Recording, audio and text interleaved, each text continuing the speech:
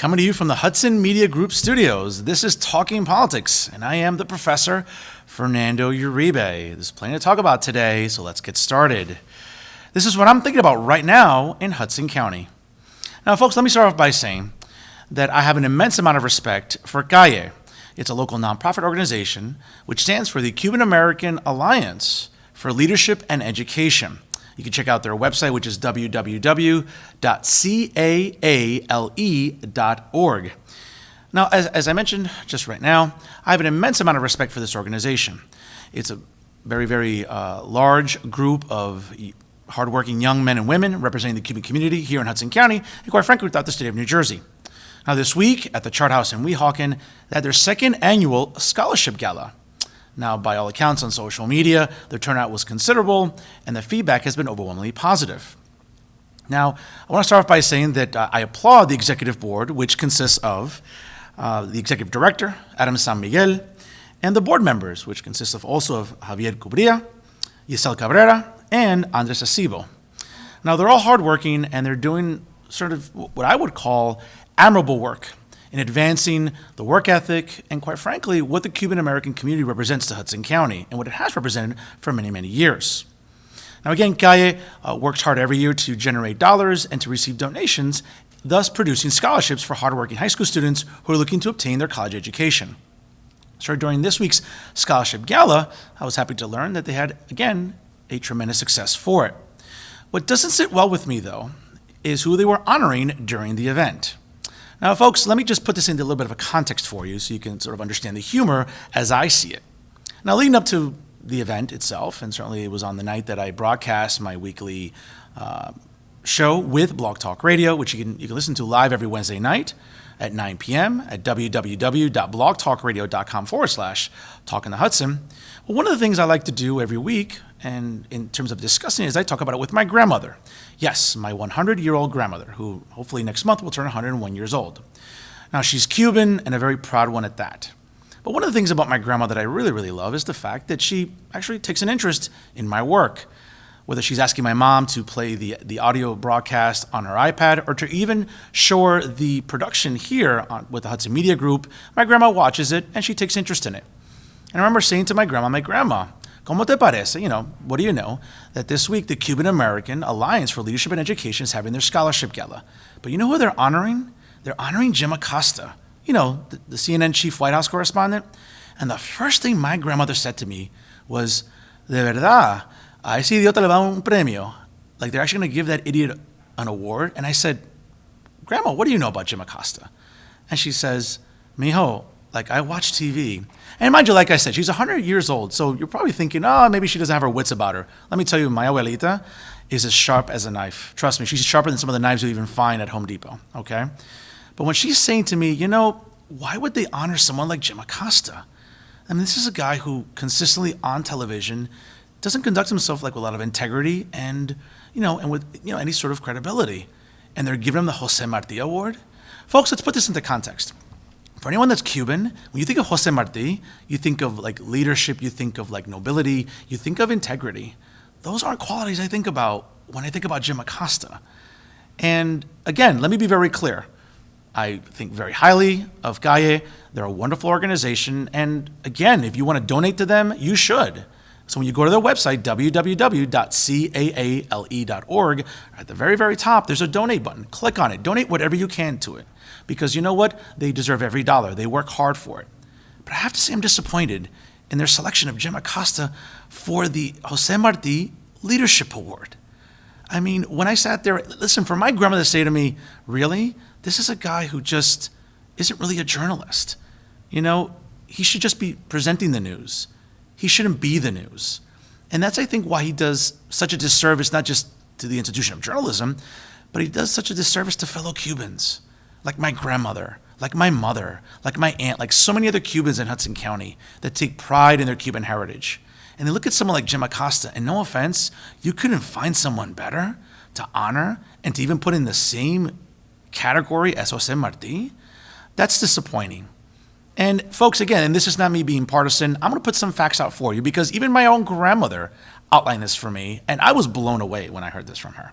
Okay, she says to me, this is the guy that during the 8 years of Barack Obama, now mind you, he wasn't the chief White House correspondent during that entire time. He just recently was named to that position last year. But he was CNN's chief national correspondent. And for 8 years of Barack Obama, not once did you ever hear Jim Acosta ever give President Obama a hard time about anything. And I've done my research on this, so it's not like I'm just sort of fabricating information. I mean, this isn't just an opinion. These are facts. My own grandmother said this to me. She said, you know what? I have my issues with the current president, but does anybody remember from the transition from winning the presidency and being the president-elect and up until his inauguration in January of 2017? Did you ever see Jim Acosta not give the president-elect a hard time during any White House briefing? He did it numerous times. Folks, look it up on YouTube. There were numerous times that Jim Acosta embarrassed himself, if not the president already doing it for him, by sort of, singling him out. But during the 8 years of Barack Obama, Jim Acosta represents something that's very symptomatic in our national media, is that they were coddling him. But, very much, you know how you coddle a baby at birth, and you take he or she, yes, two genders, folks, and you coddle the baby. That's pretty much what Jim Acosta and his employer did for 8 years of Barack Obama. They never once chastised him for his immigration policy. And even my own grandmother again said to me, Fernandito, do you remember that Barack Obama deported more people in 8 years than his two predecessors? That's Presidents Clinton and Bush combined. So in the 8 years of Barack Obama, we saw over 3 million people being deported. That was more than the 16 years of Presidents Clinton and Bush collectively. But not once did you hear a peep from the liberal media, and not once did you hear a peep from Jim Acosta. But all you've heard since Inauguration Day and even before that is Jim Acosta giving the current president a hard time. Now, I'm not here to defend the current president. I certainly have my issues with him. Many times he lacks decorum, many times he lacks civility, and many times he lacks sort of like the tactfulness of what you want in a president. But folks, when you think of Jim Acosta, you think of someone that doesn't have any tactfulness. You think of someone that, quite frankly, doesn't have a lot of credibility, if anything at all. And this is someone that Gaia wants to honor. No offense, that doesn't sit well with me. And I know it doesn't sit well with a lot of Cuban Americans. And if you're being honest with yourself, you know that I'm right. And I'm not here to change your mind. I'm simply here to sort of alert you about things that maybe you should have known about. And if my 100-year-old grandma can tell me these things, why can anybody else? Like, what was Gaia thinking by honoring someone like Jim Acosta? Folks, again, when you think of Jose Marti, you think of someone with a tremendous amount of honor, someone with a tremendous amount of just, leadership. And those aren't qualities I think about when I think of Jim Acosta. I think about someone who makes the news about himself. I think about someone who has tantrums like a child on national television. Is there any wonder why CNN is last in the ratings? We have to look no further than the people that they employ, and it starts with Jim Acosta. So quite frankly, again, while I honor and I appreciate and I admire the Cuban-American Alliance for Leadership and Education for all of their hard work, they could have done a lot better than someone like Jim Acosta to bestow such a prestigious award to. And, quite frankly, moving forward, what I'm trying to think about right now is, what's the criteria going to be in the years ahead when it comes to honoring people like this? Again, I don't know about you. My grandma sees it, and so should you, when it comes to like how disingenuous and how intellectually bankrupt Jim Acosta really is. And to think that Gaia would want to honor him, well, again, that's disappointing. And don't get me wrong, listen, I've had plenty of people contact me about my podcast, and they've told me, you know what, we love your show. It's been on for 2+ years online on Blog Talk Radio, and for the most part, we love all of your guests. But maybe there's been maybe once or twice that we haven't liked the guests you've had on, and it does a disservice to your show. And I get that, and I respect that. So I can take that constructive criticism, well, and I can sort of apply it to making the show as best as I possibly can. But overall, folks, the quality of work is good, just like the quality of work overall is very good with Gaia. So I don't want to demean them. I don't want to take away any prestige from them because they are indeed a worthwhile organization. And if you have any disposable income, donate it to them because there are a lot of hardworking students that deserve scholarships and they're trying to get a college education. And Gaia is making that happen. So quite frankly, when I think about, what they can do, I'm hoping that in 2020, when it comes to selecting an honoree representing Jose Marti, that they'll do a better job because they really need to. And that's what I'm thinking about right now here in Hudson County. Well, folks, on the latest edition of Talking the Hudson on Blog Talk Radio, it was my honor to welcome the newly elected mayor of West New York, Gabriel Rodriguez. Now, this is exclusive. You won't hear or find anywhere else, only on Talking the Hudson. Now, the newly elected mayor had a lot to say about his win, but first and foremost, we started off the broadcast by talking about at least how he learned about the win itself on a very tumultuous day, on a very rainy Tuesday on Election Day in West New York, and quite frankly, what his thoughts were when he finally got the news after 8 o'clock Eastern Standard Time when all the polls closed. Let's hear what he had to say. Last Tuesday morning, when you woke up, it was ugly, it was a little rainy, as the precincts were coming in and the exit polls were coming in. Take us through your emotions last Tuesday throughout the day until you finally got the word after 8 o'clock Eastern Standard Time. Well, as you mentioned, the weather Tuesday was crazy. Not favorable weather when you want a good turnout on an election. Nonetheless, the New Beginnings team pulled out our supporters. And I'll be honest with you, Fernando, it didn't take much to take our supporters out to vote for us because they were very, very ready, willing, and able to head to the polls and vote for Column A. And obviously, the results speak for themselves. We are extremely appreciative of this community for standing behind us and coming out May 14th and showing West New York that they wanted a new beginning.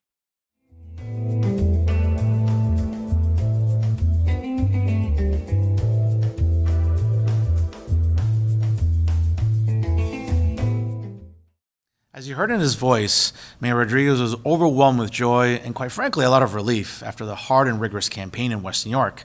And thus, even defeating the incumbent Felix Roque was no easy task, as he talked about extensively.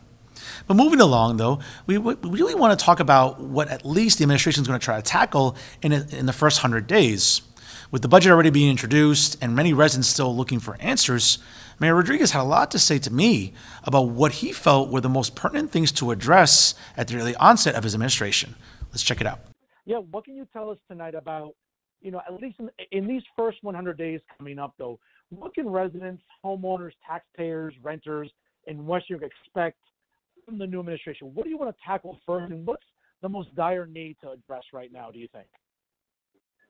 Well, first I can tell you that we want to start doing all of the things that we said we were going to do throughout our campaign. Let me begin by saying that. And that begins in the name of availability. We want to be available to our residents. We want to be there for them. We have an open door policy, something that the residents have complained about, not only throughout our campaign, but throughout our last 4 years. We want the residents to know that they can come to us, to come to town hall, and they will be able to speak to someone and voice their concerns. So that above all was our number one concern, number one platform, availability. But we discussed this. We need to provide more parking for our residents. We need to provide cleaner streets for our residents. We need to have safer streets and more police presence for our residents. And we've already started working towards that. As you know, we initiated a community walkie policing program in March, which has been extremely successful, and we're only looking to expand that program. So these are the things that we said we wanted to do for our residents. We've already started doing them, and we look forward to finishing those initiatives and doing so much more for this community. Throughout the campaign season, Mayor Rodriguez and the New Beginnings ticket had the support of the Hudson County Democratic Organization, primarily with Chairwoman Amy DeGise, and also, just as importantly, U.S. Representative Albio Cires. Without a doubt, there was a lot of pressure on not only just the county machine, but also Representative Cires in helping get the vote out for the New Beginnings ticket, and ultimately having that turnout produce votes on Election Day. He understood that pressure, and quite frankly, he was extremely relieved, as you'll hear right now. Though, I know that one of the biggest advantages you had in the entire ticket was the support and the consistent support of the entire Hudson County Democratic Organization, and more specifically, Chairwoman DeGise. She's a friend of the program. She's on next week. She's on every month here on the show. So I'm grateful for the rapport I have with her. But what can you tell us about how hard Chairwoman DeGise worked for you guys and gals on the ticket? Because she was out there. She was very adamant about supporting the ticket and what New Beginnings represented. And a shout out to your campaign director, Jonathan Castañeda. I'm sure he's a little embarrassed. I just plugged his name right now. But, he worked hard, so did Chairwoman DeGise. But specifically with Amy's effort for you, how grateful are you to her for what she did the entire campaign season?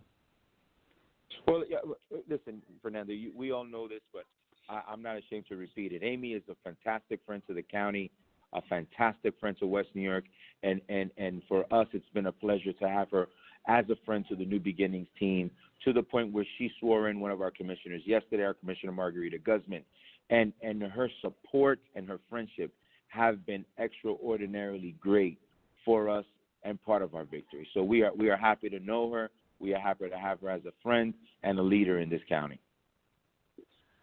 Now, another person that was very adamant about his support for you, and certainly, let's be very honest as well, the idea that this election, whether some people may want to admit it or not, this election was also about Representative Ceres and the amount of political capital that he was putting into your campaign. And I know you're very close, obviously. You're basically family, and certainly you've had a great working relationship with Representative Ceres for many, many years. Was there any added pressure, at least for you? Did the tickets feel any added pressure that, hey, Representative Ceres has a lot of political capital, he maintained it very strongly, but this could be a hit to him if you guys don't prevail? Was there any pressure at any time you felt about this? Well, in any campaign, you're going to feel pressure. In any hectic campaign that was, let's face it, became very negative and dragged out, you're going to worry about worst case scenario, a loss, and so you obviously think about that, and it adds that pressure. Like any type of competition, there is that sense of pressure to win. But it all depends on how you digest that. You have to fuel that pressure and stress and let it motivate you. And that is a sign of a true hard worker, which is what Column A, which is what New Beginnings was about, working hard for our community. And so to have the backing of a person like Congressman Albiel Ceres, who we all know has the town of West New York near and dear to his heart. He is still a resident there. He still cares about that community.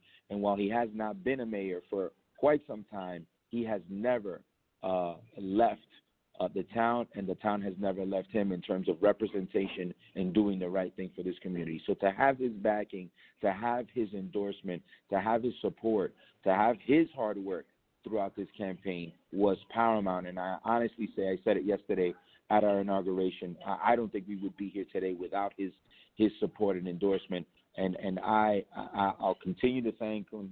I will not get tired of doing so. I am proud to call him our congressman. I am proud to call him a mentor, but more than anything, I'm very happy to call him a good friend. And so it's a big thank you from the New Beginnings team and myself as mayor to Congressman Albiel Ceres. No, absolutely. Listen, he laid out on the line for you guys, and, it certainly went through in terms of turnout with his name recognition. It was nothing but a plus for the ticket, obviously, as we saw that turnout was very strong, despite even the weather we talked about before.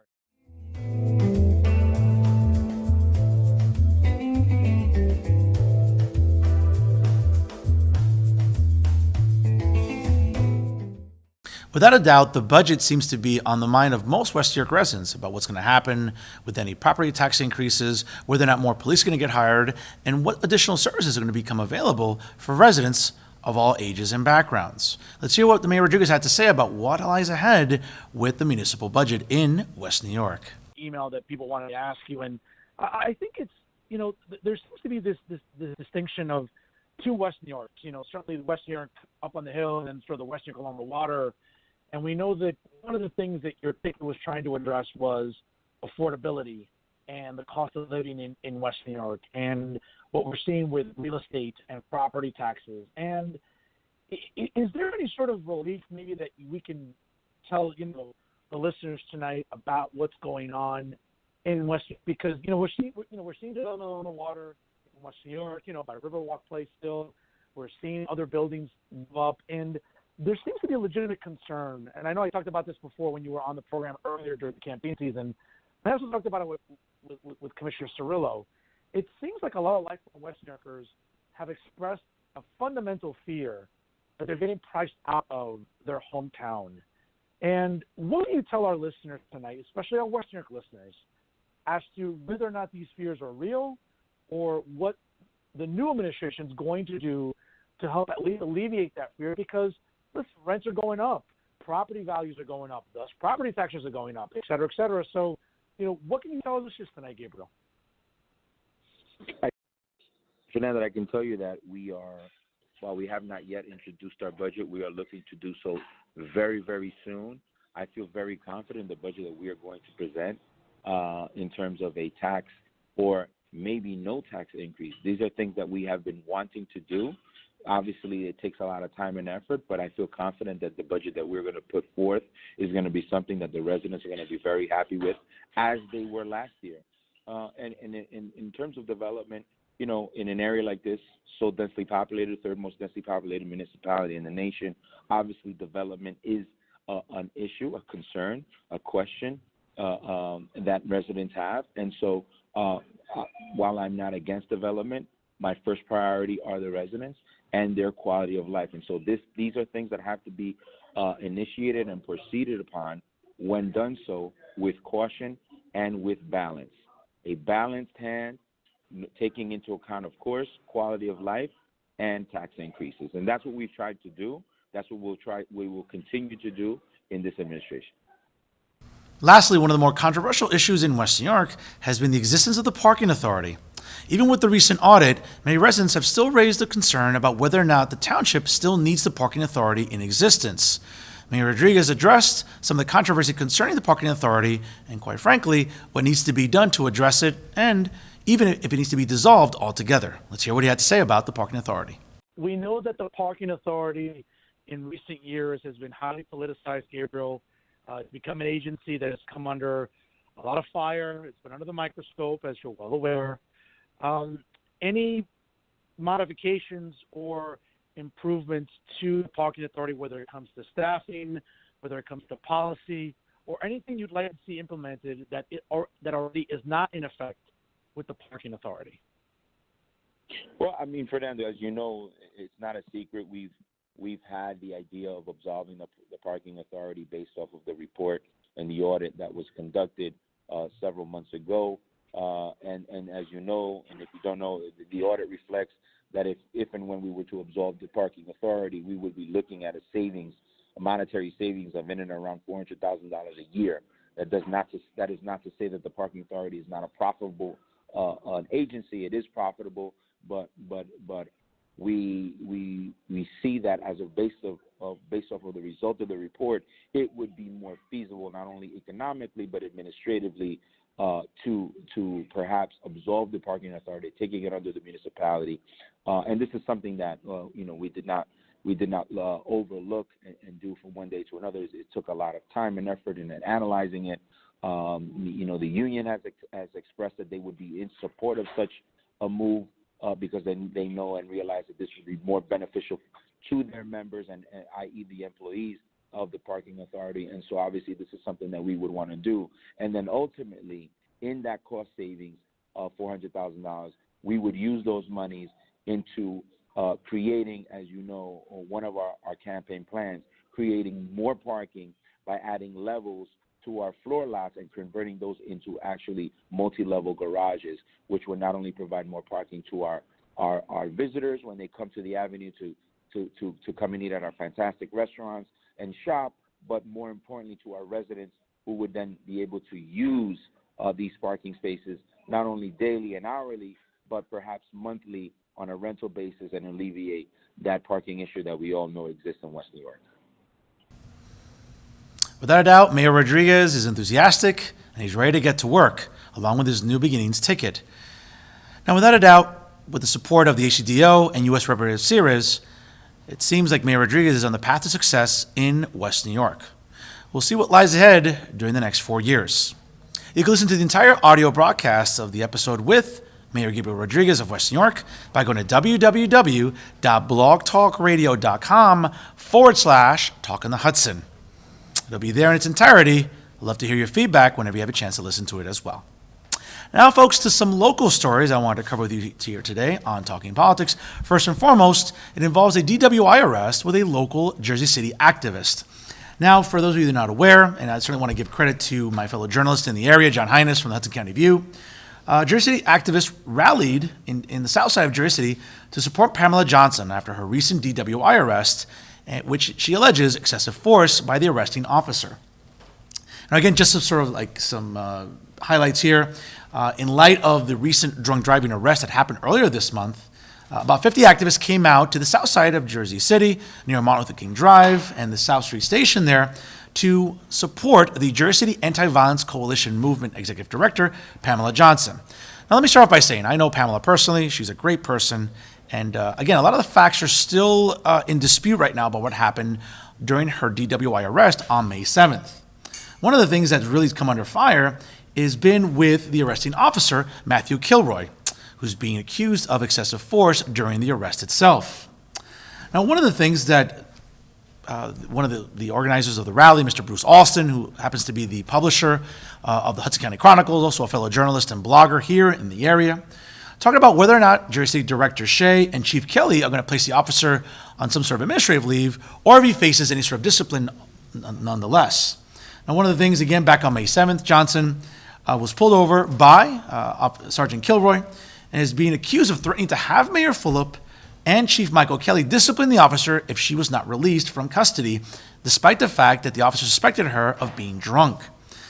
Now, one of the things that seems to be sort of in dispute here, and also just some facts I want to throw at you, is what happened exactly on that evening. Now, there was indeed an Open Public Records Request Act that was filed on May 13th, in which they were seeking police radio transmissions, body camera, and dashboard camera footage, but it has yet to be answered at the local level. Quite frankly, folks, we're never going to know what really happened on May 7th, but I'll tell you this much. If there is any excessive force by the officer, it really isn't necessary. I mean, listen, DWI arrests can be unpleasant, and they can be unruly, as we've all seen on YouTube and on various portions of social media. But without a doubt, I think that Pamela Johnson deserves the benefit of the doubt for all the good work that she's done in the community. If you don't know about her, Google her, and trust me, you'll be happy that you did. She does a lot to promote peace and solidarity in one of Jersey City's most violent communities, which includes Greenville and the South Side. We'll keep you posted here on Talking Politics as to what happens with Pamela Johnson's DWI arrest, but more importantly, what the city of Jersey City and what the police department there is going to do about Sergeant Kilroy. Whether or not he was in the right or whether or not he was in the wrong, we'll find out when police transmissions, any body cam, and any dashboard camera footage become available. Listen, everyone's presumed innocent until proven guilty, and I think Pamela Johnson deserves the same courtesy, despite any of the outrage on social media. Well, folks, again, I want to thank you for joining us here. To make sure you check out all the wonderful programming by the Hudson Media Group, check out www.hmgtvshows.com and also www.livestream.com/HMGTV. Don't forget to check out the Hudson Media Group on Facebook, like their page, and also follow them on Instagram and Twitter.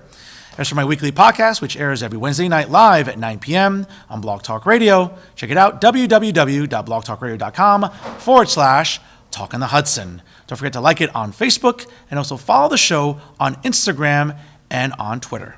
If we're talking politics, I'm doing it right here with the Hudson Media Group. Thank you so much for watching. I'm Fernando Uribe.